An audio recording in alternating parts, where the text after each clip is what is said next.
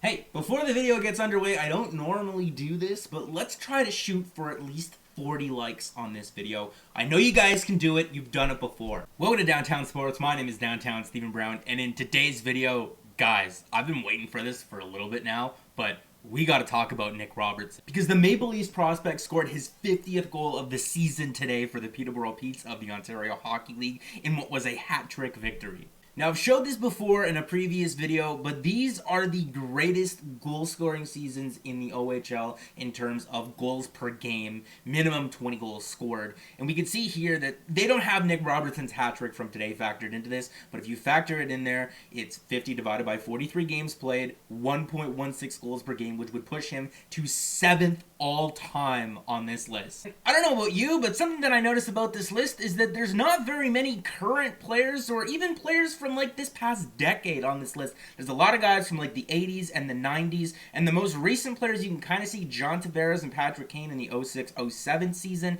and really to find a guy from like the last 10 years, you got to go down to number 27, Alex DeBrincat, which was 1.032 goals per game. And it's funny that Alex DeBrincat's name came up on that list because in terms of comparables, and don't worry, we're going to get into that a little bit later on in the video, Alex DeBrincat kind of fits the description with Nick Robertson just a little bit, just kind of.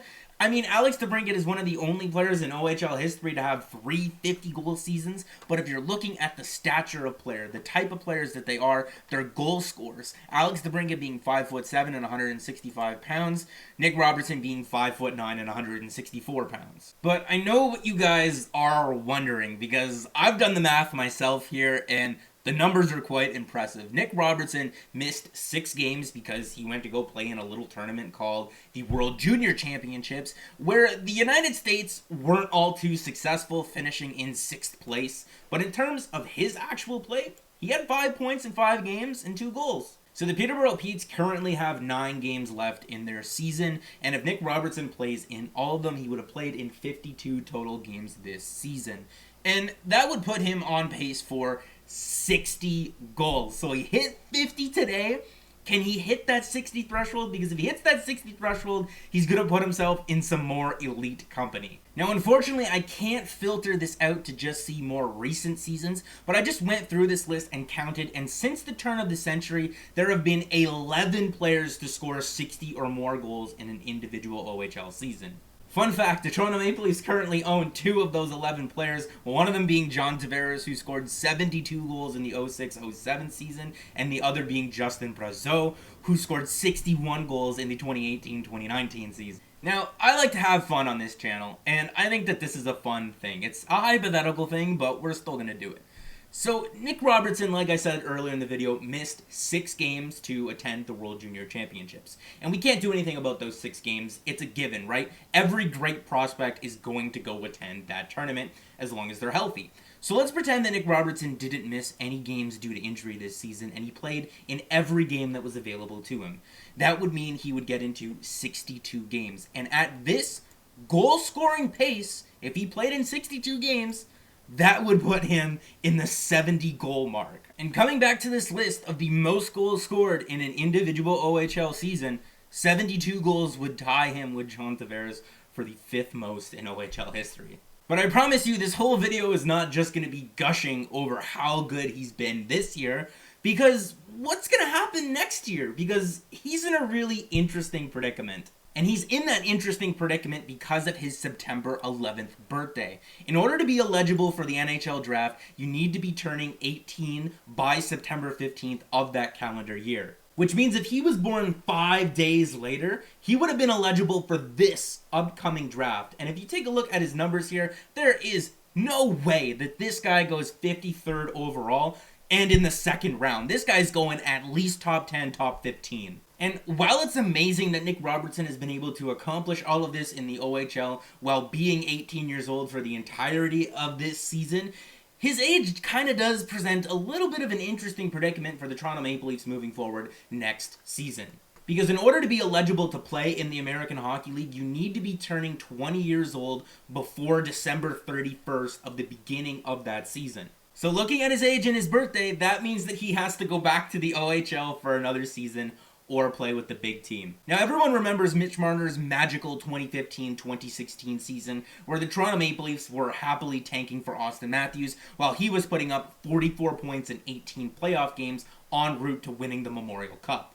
And also, a lot of people remember from this past summer, while the contract negotiations were going on, that apparently Mitch Marner and Mitch Marner's family were very upset that Mitch Marner didn't get to play at least 9 games for the Toronto Maple Leafs that season, or even get to stick with them for the whole year. And if you're Mitch Marner or Mitch Marner's family, yeah, I understand the gripe with the organization over that. That's a year of extra service time that he could have right now, and also another year of collecting a NHL paycheck. But trust me, it's been well documented. Mitch Marner doesn't have to worry about money. But looking at it from the point of view of the Toronto Maple Leafs, and especially the 15-16 Maple Leafs, who were trying to lose on purpose, they wouldn't have gained anything by playing Mitch Marner on this team for the entire year and burning a year of his ELC. I mean, maybe if they wanted to throw him a bone, they could have played him for 9 games and then sent him back to London happy. But I don't really know what he would be upset about. I mean, was he really upset about missing out on an opportunity to play with P.A. Parento or be centered on a line with Peter Holland?